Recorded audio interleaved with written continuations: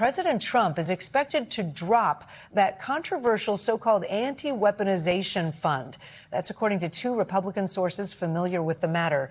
In May, the Justice Department announced a $1.776 billion fund to be paid for by taxpayers.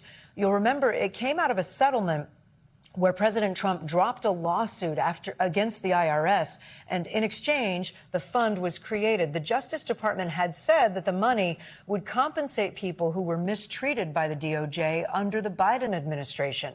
And just last week, a federal judge temporarily blocked that fund from moving forward. Let's get right to NBC News Capitol Hill correspondent Melanie Zanona. She's got this reporting. Mel, Democratic and some Republican lawmakers had been publicly critical of this fund.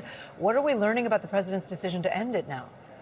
Yeah, well, this comes amid intense backlash on Capitol Hill from Republicans. Speaker Mike Johnson and President Trump even met today on the White House talking about this very issue. And it had become such an issue for Republicans that it was holding up their entire immigration and border patrol package in the Senate, with Republicans urging the president to either drop the fund or to put some sort of guardrails or restrictions on the fund in order to get this immigration bill passed. So that is what I'm told we are expecting Trump to do. He's expected to make an announcement shortly here, dropping his plans for this weaponization fund.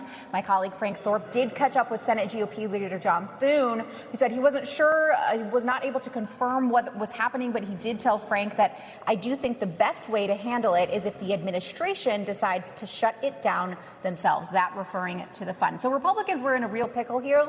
They did not want to go against the president by adding amendments to this immigration package restricting the fund. They wanted Trump to take this into his own hands. But that being said, Kate, Democrats are signaling that they still plan to force votes on this issue. Chuck Schumer, he's the Senate Democratic leader, said they are going to push some votes this week on legislation to ban future so-called slush funds from ever being created in the future. So while Republicans are relieved, this headache not going away quite yet. And Mel, just to clarify, we haven't heard anything officially from the administration just yet, right? Not yet, but we are watching his Truth Social account very closely. Right. Mel Zanona for us. Thank you.